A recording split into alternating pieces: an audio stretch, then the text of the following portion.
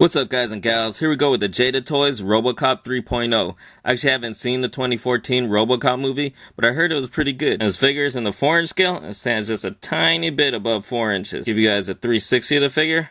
Now, it's pretty plain to see there aren't a whole lot of paint apps, but the sculpted detail is pretty good. However, and I'm not 100% sure, but I believe this is Jada Toys' first time doing an action figure line. Unless, of course, you count the little 2-inch figures from their die-cast Halo line. Now, I don't have one of the 6-inch RoboCop figures to compare this with, but as far as this one goes, there is some room for improvement. So let's take a look at the articulation. There is articulation in the head.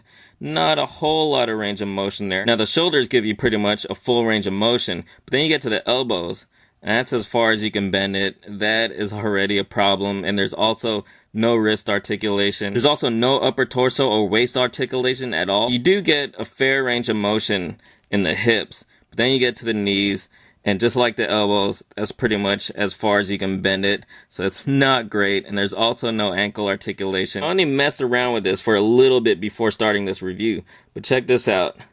The joints in those hips are already loose. They were actually a little stiffer right out of the package, but yeah, that is not good. Going back to the sculpt and paint apps, like I mentioned earlier, there is some really nice details that went into the sculpting of this figure. And while there isn't a whole lot of paint apps, they are pretty nicely done.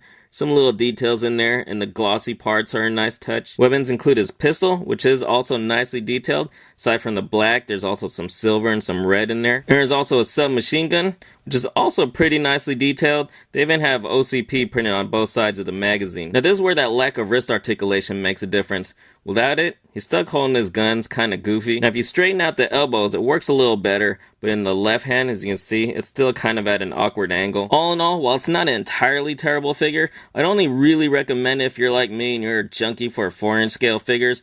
Otherwise, you might want to consider the 6-inch scale option. Hope you guys enjoyed, and thanks for watching.